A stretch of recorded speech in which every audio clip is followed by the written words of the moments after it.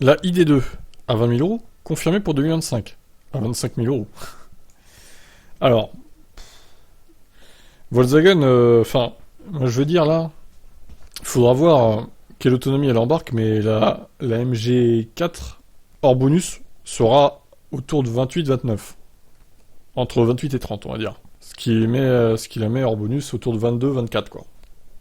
Alors, je sais bien qu'en 2025, il n'y aura plus de bonus, a priori. Ou alors il sera de 1000 euros, pas plus. Donc, au final, cette ID2, elle sera à 24 000, quoi.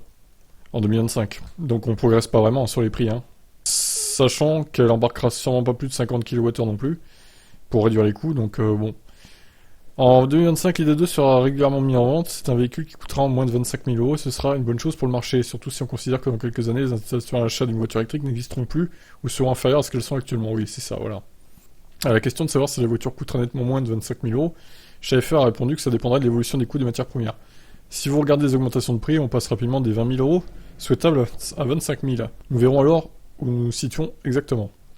Mis à part le prix, la déclaration de Schaeffer est à notre connaissance la première confirmation du nom de la modèle ID2.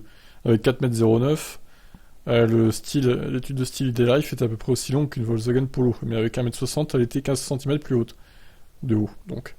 Ainsi, la voiture doit plutôt être considérée comme l'équivalent électrique du Volkswagen T-Cross. Cela s'ajoute à un look de crossover.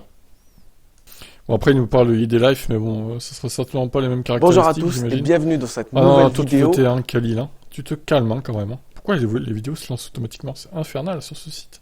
C'est un scandale, Inside Divise. Donc sur l'ID Life, elle avait 57 kWh net, la batterie. L'autonomie était de 400 kWh...